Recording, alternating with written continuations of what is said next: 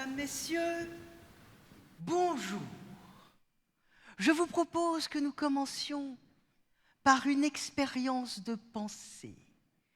Pourriez-vous identifier parmi les logiciels que vous utilisez au quotidien un logiciel que vous appréciez particulièrement? Logiciel au sens large, que ce soit sur un ordinateur, que ce soit sur un téléphone, que ce soit dans un contexte personnel, professionnel, peu importe. Mais pourriez-vous identifier un logiciel que vous appréciez particulièrement? Je vous laisse quelques instants pour bien identifier et bien visualiser ce logiciel. Maintenant, deuxième question, pourriez-vous, à l'inverse, identifier un logiciel que vous n'aimez pas du tout? Il est long, il n'est pas ergonomique, c'est peut-être un logiciel que vous utilisez maintenant, ou peut-être un logiciel que vous avez utilisé par le passé, peut-être même le pire des logiciels que vous ayez utilisés. J'entends à vos rires que vous avez identifié ce logiciel. Eh bien, mesdames, messieurs, sous vos yeux ébobis, je vais lire dans vos pensées. Et je vois, oui, je vois ici, au premier rang. Et puis au fond, ça se dessine, c'est très net que ce logiciel tout pourri, vous l'utilisez dans un contexte professionnel. Bon, vous vous en doutez, j'ai pas lu dans vos pensées. Simple déduction logique. À titre personnel, lorsque le logiciel est mauvais, on en change. Alors qu'à titre professionnel, il paraît qu'il faut uniformiser les pratiques et les outils. Le logiciel est obsolète. C'est un boulet qu'on se traîne depuis des années, voire des décennies. Mais ouf, tout le monde utilise le même. Ah, nous en faisons des sacrées économies d'échelle. Et si d'aventure, une équipe avait l'outrecuidance de vouloir utiliser un nouvel outil, elle devrait en faire la demande préalable au comité de validation des nouveaux outils. Or, rappelons-nous la définition d'un comité d'après Winston Churchill. Comité, groupe d'individus, incapables de faire quoi que ce soit par eux-mêmes, ayant décidé collégialement que rien ne pourrait être fait. Et lorsque l'uniformisation aura décapité toutes les initiatives, lorsque l'uniformisation aura annihilé les moindres divergences, lorsque l'uniformisation aura stérilisé toutes les idées et la moindre envie, nous ferons le constat que, oh, surprise, nous avons un déficit d'innovation dans notre organisation. Décision sera donc prise de créer un service innovation ou un labs qui aura pour mission unique de travailler avec des outils différents. Bon, revenons, si vous voulez bien, à nos deux logiciels. Vous vous souvenez, ce logiciel que nous apprécions utiliser et ce logiciel que nous n'apprécions pas du tout utiliser. Et posons-nous cette simple question. Combien de fois, au cours de notre existence, en tant qu'utilisateurs, sommes-nous allés consulter pour ces deux produits les roadmaps? Si la réponse est jamais, c'est tout à fait normal. Les utilisateurs ne vont pas consulter les roadmaps. Les plannings ne sont ni une source de satisfaction, ni une source d'insatisfaction pour les utilisateurs. Il n'y a que 3 sources de satisfaction pour les utilisateurs. Le produit et le produit. C'est le produit qui existe maintenant, les fonctionnalités qui existent maintenant qui apportent de la satisfaction aux utilisateurs. Tout le temps passé à prédire le futur n'est que pur gaspillage. Or, à budget constant, plus nous passons du temps à prédire le futur, moins il nous reste du temps pour améliorer le produit.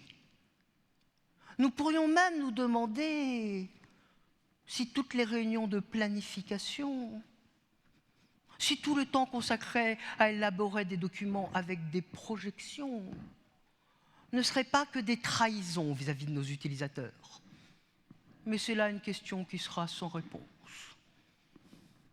Prédire ou bâtir le futur, il faut choisir. Voici le grand quiproquo des transformations agiles.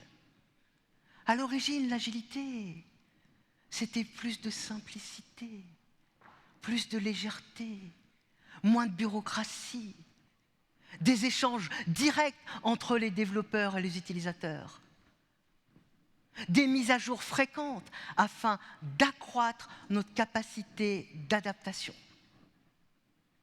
Mais les transformations agiles sont devenues tout autre chose. Tiens, je vous propose de réaliser pour vous la transformation agile la plus rapide de l'histoire des transformations agiles. Mesdames, Messieurs, ceci est un... Pas du tout. Ceci est un planning. C'est un planning d'une durée de 2 ans, dirons-nous. Hein, ou 3 mois. Parce qu'au siècle passé, nous faisions des plannings tous les 3 mois. Alors que dorénavant, grâce à nos transformations agiles à l'échelle, nous réalisons des plannings trimestriels. Ah ben c'est dire l'ampleur de la transformation. Les plus audacieux évoquant même la possibilité que pour la prochaine transformation, nous passions à des plannings 4 fois par an. Bon allez, reprenons notre planning d'une durée de 2 ans ou de 3 mois. Pour ceux qui verraient encore un stylo, faites un effort s'il vous plaît. La transformation agile la plus rapide de l'histoire. Allez, concentration pour la transformation agile la plus rapide de l'histoire des transformations agiles. Je prends le planning, je le mets à la verticale, je le renomme backlog, insertion dans Jira, fin de la transformation.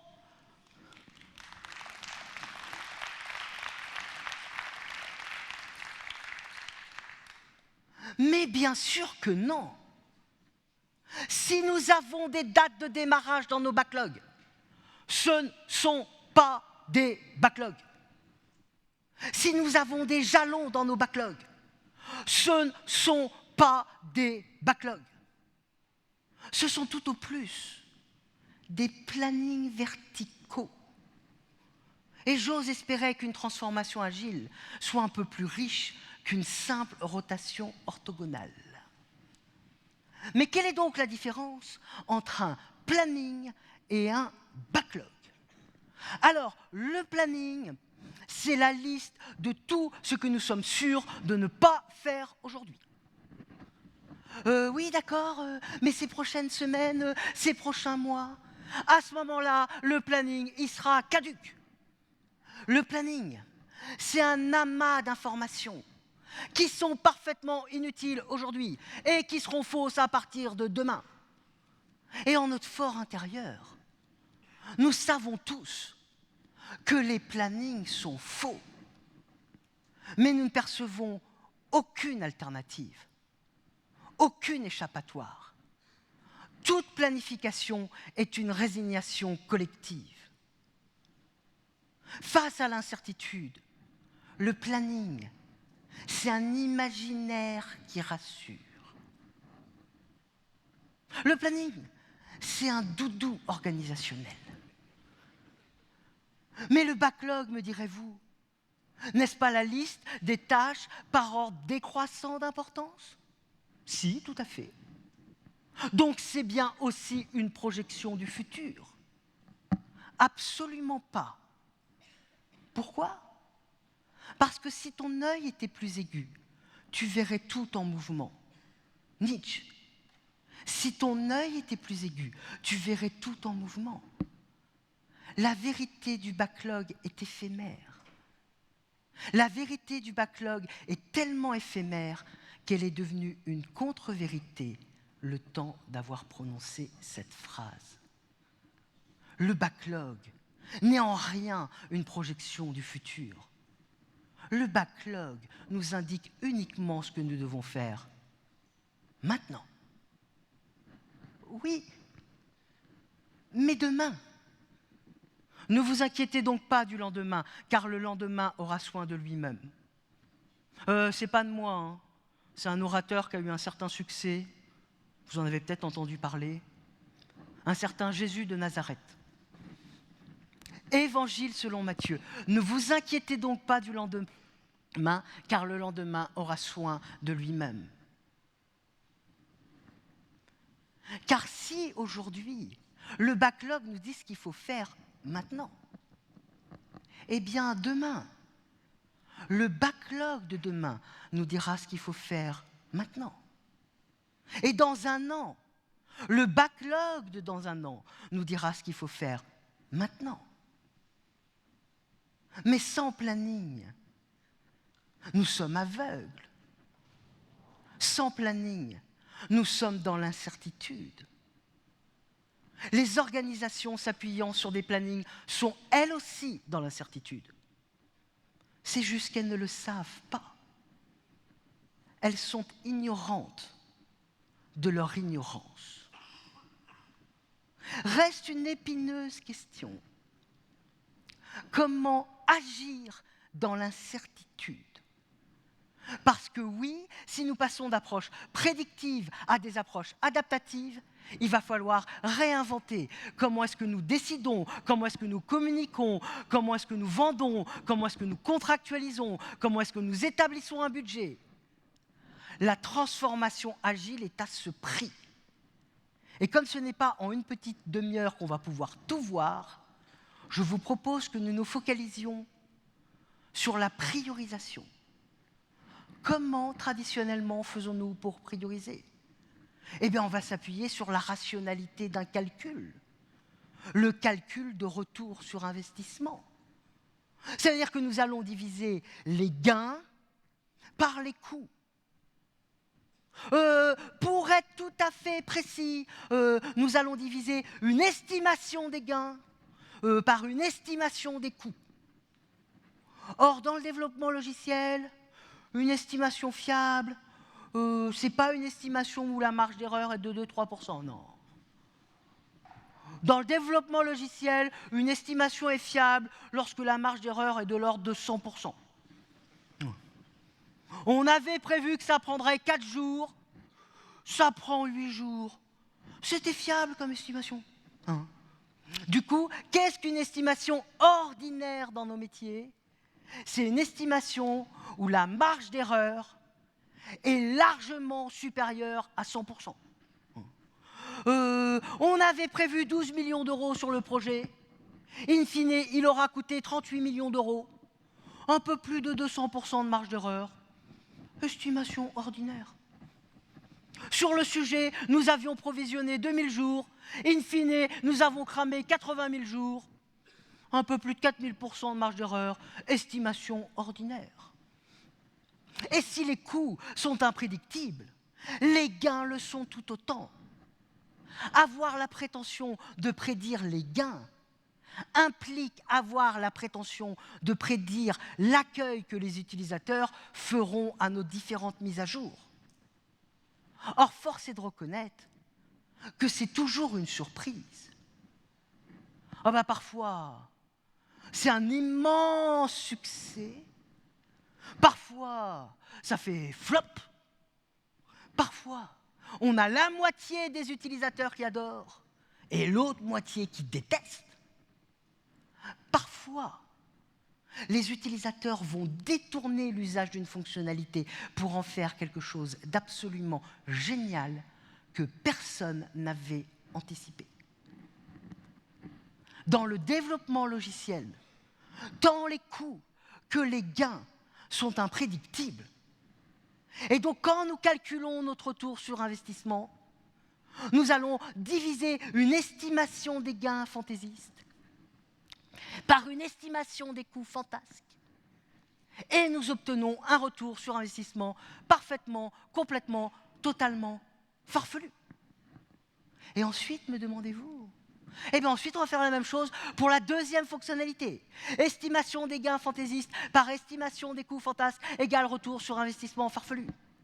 Et ensuite, nous allons faire de même pour toutes les fonctionnalités. Et lorsque nous avons calculé tous les retours sur investissement farfelus, nous allons sélectionner le plus élevé des retours sur investissement farfelus. Et c'est comme ça que nous décidons. Alors oui, des calculs, il y en a plein. Les diaporamas dégoulinent de comparaisons numériques. Les réunions préparatoires suintent de calculs. Les tableurs dégorgent de chiffres. Nous sommes inondés par les nombres. Mais dans cet océan numérique, il n'y a pas une once de rationalité. En contexte imprédictible, les approches prédictives s'apparentent bien plus à des pratiques divinatoires qu'à une approche scientifique. Or, nous, ce que nous voudrions, c'est prioriser de manière rationnelle et, si possible, légère. Quoi, il y a un moment quand même. Ça serait bien qu'on mette moins de temps à décider ce qu'on va faire qu'à le faire. Bon alors, plaçons-nous dans une scène de la vie quotidienne. Nous sommes avec notre enfant à l'épicerie et le voici qu'il dépose sur le tapis de caisse les fraises avant les boîtes de conserve. Et de lui expliquer qu'une fois arrivé dans le panier, nous risquons d'avoir de la bouillie de fraises. Pour faire naître ce raisonnement, c'est lui qu'il faut partir de ce qu'on veut avoir au fond du panier pour savoir ce qu'on va mettre en premier sur le tapis de caisse. Ce qui nous permet de répondre de manière définitive à cette question « Que devons-nous développer aujourd'hui ?» Réponse : la prochaine mise à jour. Oh, je sais bien ce que vous êtes en train de vous dire. Il est en train de nous escroquer, le petit barbu joufflu sur scène. Hein, parce qu'on n'a pas du tout répondu au problème. On l'a juste décalé. Pas tout à fait. Parce que si nous, dans nos équipes techniques, si nous, dans nos directions informatiques, nous ne connaissons pas les prochaines mises à jour, nos utilisateurs les connaissent très bien. Il suffit d'aller leur parler. Chers utilisateurs, en échangeant avec vous, nous avons identifié une trentaine d'irritants. Parmi ces derniers, quels sont les 2 ou 3 les plus pénalisants pour vous ? Bon, attends, je regarde. Celui-là, celui-là, non pas celui-là, celui-là et celui-là. Fin de la priorisation. Les conflits de priorisation se dissolvent avec les rencontres des utilisateurs. Après la priorisation par la valeur, après la priorisation par retour sur investissement, après la priorisation avec les points de complexité et la vélocité, même combat, toujours des calculs basés sur la prédiction du futur, je vous propose aujourd'hui la priorisation par priorité. Commençons par travailler sur les sujets les plus importants pour nos utilisateurs. Et quand nous savons sur quel sujet travailler et dans quel ordre, nous avons encore un immense espace de liberté sur les solutions que nous allons apporter à ces problèmes. Et donc, retournons-nous vers les développeurs. Pour ce problème, quelles sont les différentes solutions que nous pourrions mettre en œuvre afin de l'atténuer ? Pas résoudre le problème.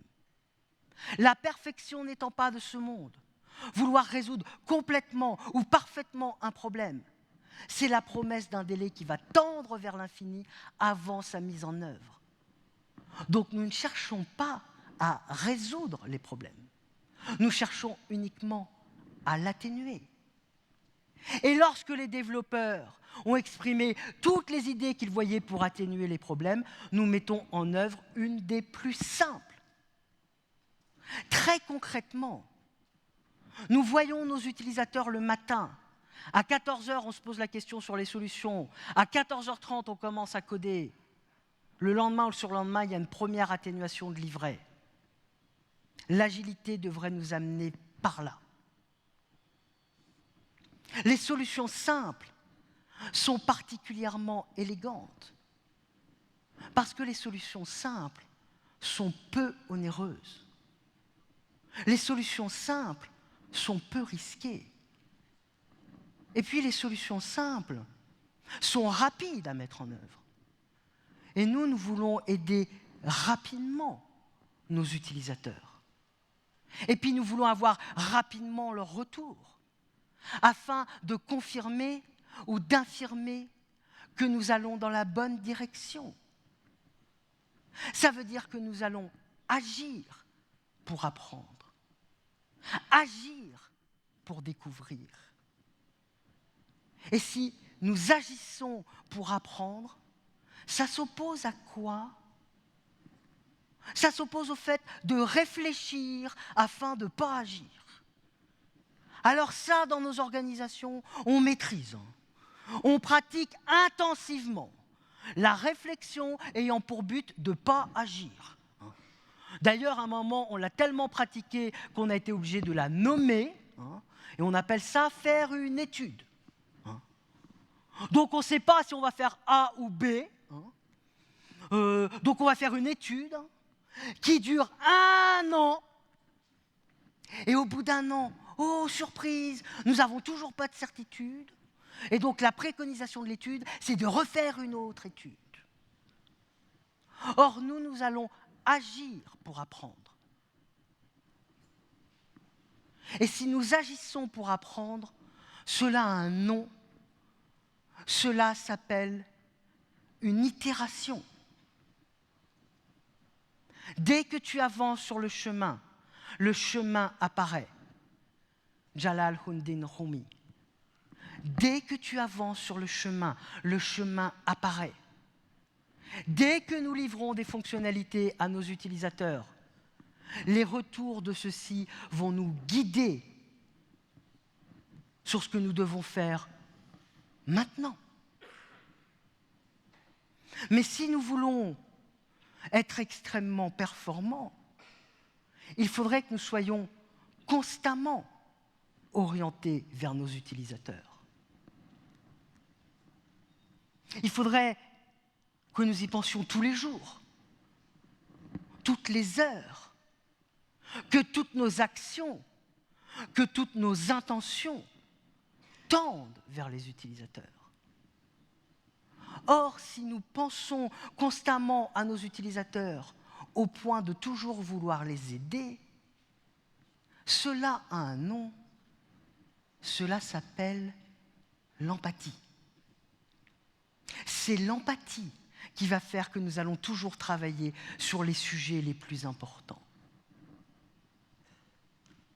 Et pour améliorer le retour sur investissement, me demandez-vous, pour améliorer le retour sur investissement, nul besoin de calcul, nul besoin d'estimation, nul besoin de tableur. Pour améliorer notre retour sur investissement, nous avons uniquement besoin de simplicité et d'amour. Une des plus grandes difficultés que nous ayons dans nos transformations agiles, c'est que nous allons toujours chercher à essayer de répondre à nos éternelles questions. Donc, par exemple, avant, on se posait la question de comment on allait faire un planning, ou comment on allait faire des estimations. Alors maintenant, après la transformation agile, on se pose la question de comment faire un planning agile, comment faire des estimations agiles. Et peut-être qu'il faudrait se poser de nouvelles questions. Comment travailler dans des contextes incertains? Comment faire pour nous adapter en permanence? Serions-nous capables de travailler sans planning? Et si oui, comment? C'est là le changement de paradigme. Et ça, c'est une question qui est extrêmement difficile à se poser. Parce qu'en fait, ça nous oblige à penser à des questions qu'on ne se pose jamais. Je fais une petite pause, j'ai besoin de savoir le temps qui me reste. C'est pas mon timekeeper. 45 minutes? Je ne sais pas à quelle heure je termine. C'est tout de suite. Eh bien, je vais terminer sur cette conclusion. Pour illustrer la difficulté que nous avons à nous poser de nouvelles questions, je vais vous conter une petite fable. Je vais vous conter la fable de Madame Tortue. Il était une fois, au fond des océans, une petite tortue qui avait vécu là, avec ses amis les poissons. Un bon jour, Madame Tortue se décida d'aller explorer ce qu'il y avait en dehors de l'immense océan. Elle donc dit au revoir à ses amis les poissons et elle sortit de l'eau. Oh ben c'est une tortue. Hein. Quelque temps plus tard, elle revint au fond des océans et les poissons, extrêmement curieux, la pressèrent de questions. « Dis-nous, Madame Tortue, comment était-ce en dehors de l'immense océan ?»« Oh, si vous saviez, leur dit Madame Tortue, en dehors de l'immense océan, il n'y a pas d'eau, nous sommes sur la terre. » Et les poissons de lui demander, « Et sur la terre, quelle nage nageons-nous ?» La réponse à cette petite question, je vais vous laisser l'écrire. Je vous remercie.